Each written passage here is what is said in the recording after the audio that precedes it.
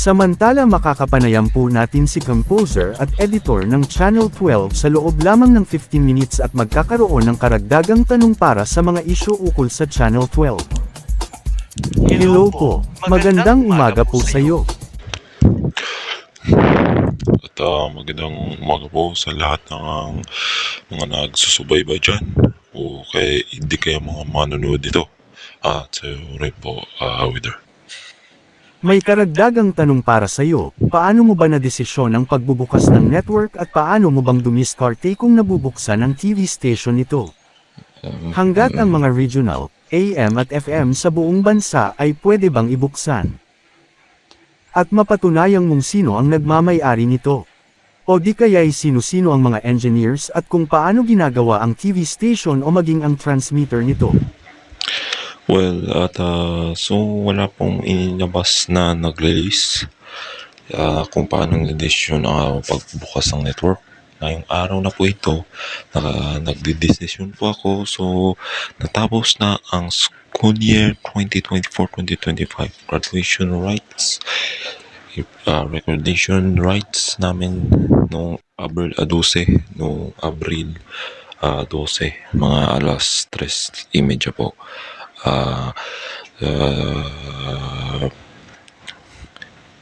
Doon sa bayan namin. Natapos na April 14-15 graduation recognition rights. So ngayong araw na to nakapag-desisyon kami na nabuksan na ang network para mabuelo. Kasabi ko pa lang ito noong 26 ng Marso pa. And ito raw sabi ni Herbury na nakapagbigay tayo ng 50-year franchise hanggang 2075. At para mas pinalakas offer pag next century na po, yun na po ang mas pinalakas dyan. So ang problema po nito, sino ang nagmamayari nito? So syempre, ang nagmamayari po ito ngayon, si President and CEO Herbury. Yun lang po. So nag-release po ang Minecraft Channel 12 September 1937, pero hindi pa official ang history nito. Sa katunayan lang, ang AM, FM at mga regional stations ay sa Mayo pa po ito i-release. Hindi na kabilang ang Bicol, Cebu at Davao. So ang Bicol, Cebu, Davao ay nasimulan ito, binuksan April 14 din. Sinabay ito sa Metro and Mega Manila. At may mga pinapatunayan kung may mga issues na copyright. Hindi pa natunayan kung madiskarte. Mga empleyado wala kung may diskarte pa o hindi. Siyempre may mga napatunayang nakakuha ng video na mga dapat yung malaman sa mga balita. At siyempre mga engineers, mga nagpapagawa nito na mga kahit na mga pinakamalakas na 120,000 watts dito sa Quezon City po.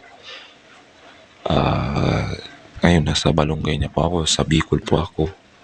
At ngayon lang po dito sa amin bayan, last isang dekada pa lang po, na-appreciate na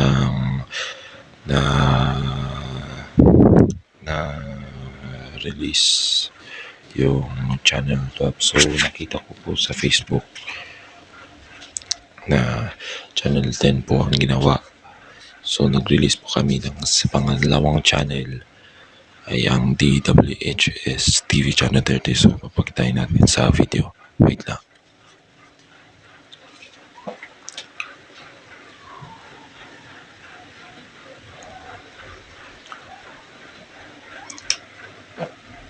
Ayan na po.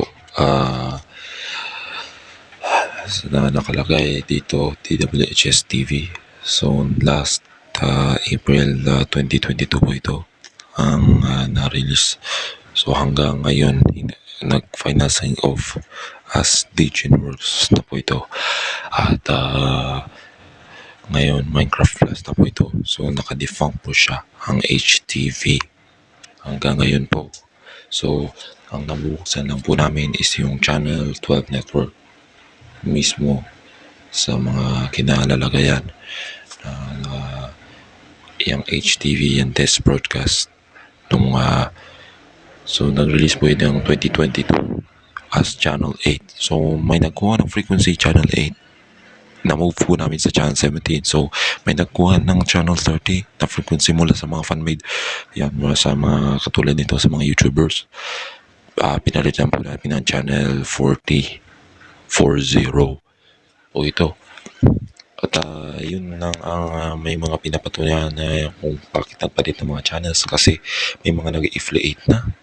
At syempre sa lahat, sa mga lahat ng mga YouTubers, sa mga fan, may lalo po dyan. So kakarating pa lang po galing Bicol at mula sa Quezon City na transmitter. So parang parang mas nadidefunct ang network. So pangalawa natin is yung mga engineers. So siyempre sa may mga nakakagawa nito na maaaring mabuksan ang network. So sa kahit sa mga nababasa sa mga bata nating kabataan, sa mga kabataan nating kapanood dyan, yan na po na-decision magbubuksan. So may bagong program po kaming Good Morning Philippines. So dati nakalagay po dito sa YouTube na Minecraft Morning Habit. So Minecraft News, naging Channel 12 News na po ito. May mga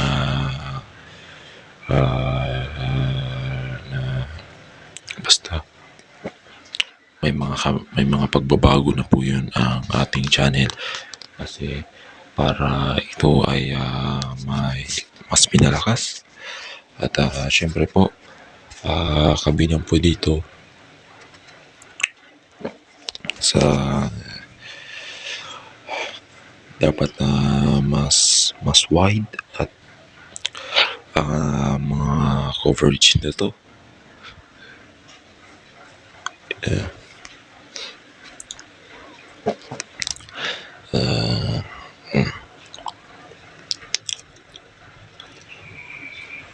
So nag-final sign off po kami na noong July 17 dahil sa cease and desist order. Maghingi lamang po ako ng pasensya kasi hindi namin na-apologize yung mga owners nito, yung katulad ng Angry Supers, Chuck Time, niya Rovio Entertainment.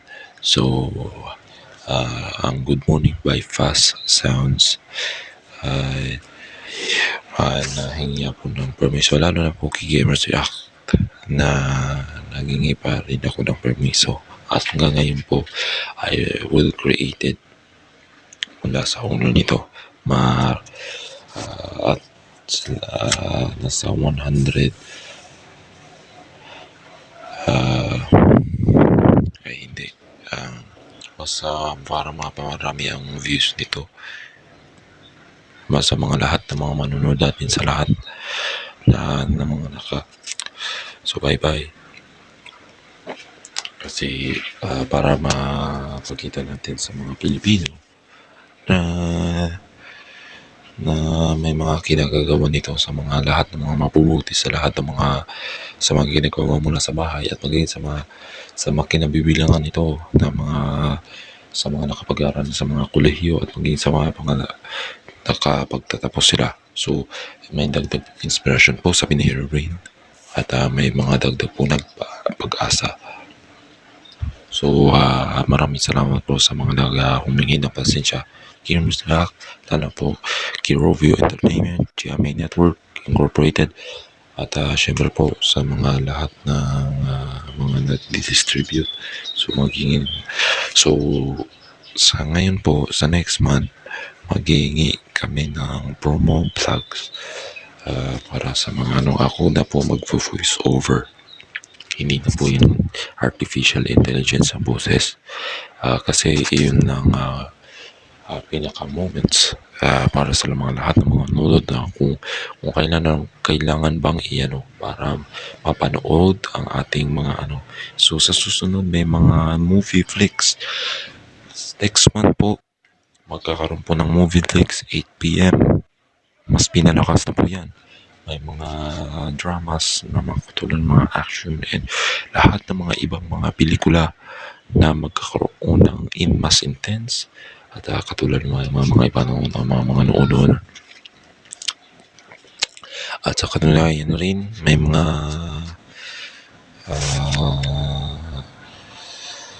mga kita kakatawan rin ng copyright yung Wood Warning by Fast Sounds. Kaya humingi ako ng pasensya ngayon ngayong Lunes at ito lang ang may mga memories sa may mga kabilangan nito. Paano mo na ba ginawa yun? At paano mo na-introduce ang history nito tungkol sa Channel 12?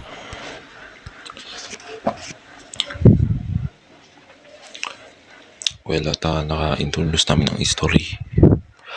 1937 po talaga ang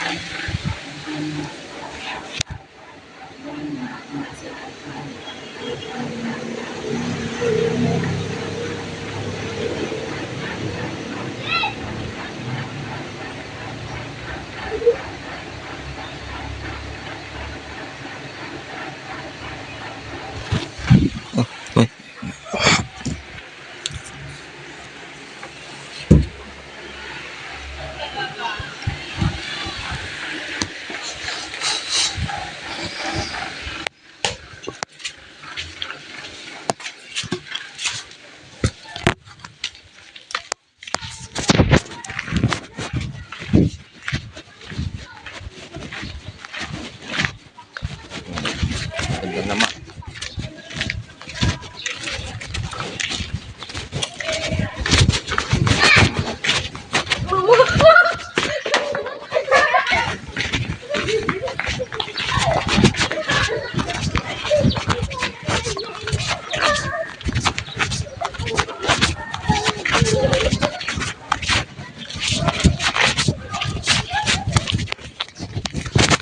So, wait lang.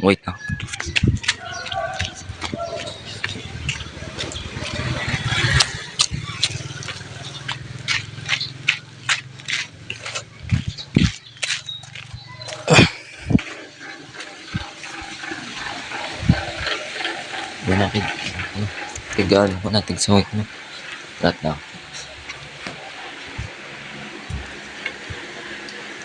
Wait lang. Wait lang.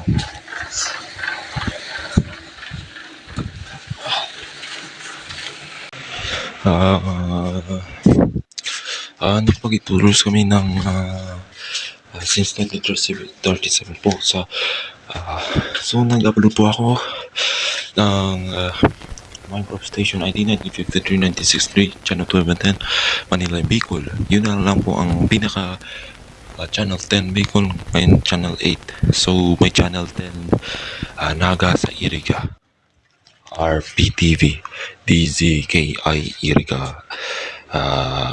Nakalagay dito according to Wikipedia. Yun lang po ang pinaka ano. Pero wala rin sabay. So may mga along dyan. May mga nakapag nito. So kailan po itong na-release. So ang mga katanungan ko, isasagot ko. Yun lang po ang isasagot sa puntong ito. Syempre rin sa mga lahat ng mga manunood dyan, manood po kayo. Enjoy your watching. So may nakalagay pong instruction sa para sa digital TV. So gusto mo mag-risk ka na. Pag hindi, so yan naman ang converter box. Cable and satellite may available. So may mga kailangang magpa-load na po. At pag hindi na po, bahala na po kayo. Baka may mga mahalo lamang dyan. And syempre din po, Wheeler, may promise sa mga maraming salamat po sa mga lahat ng mga activity natin tungkol sa Channel 12. Ay mga sa punto ito, may mga issue kaming mga president versus first composer editor ng Channel 12 issue July 7, 2024. Magkakaroon po kami ng debate para sa simula Mayo a 2025 ang President and CEO Hero Bloomers, composer and editor ng Channel 12 News Special Coverage and Current Affairs Special Coverage magpapatalakay kung sino ang may mga kasalanan nito at kung bakit may mga paano na may mga ginagawa na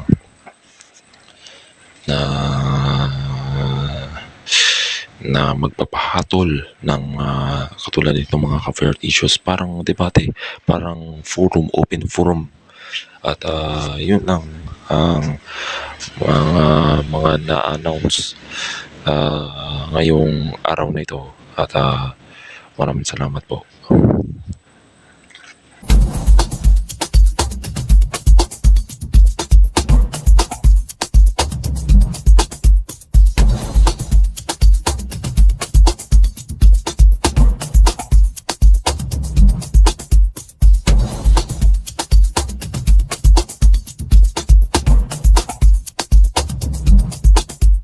It's time to try Maggie Magic Sarap. Anumang lutuin, confident na kaya masarapin. With all-in-one Maggie Magic Sarap. Kaya naman ang pamilya magpapa.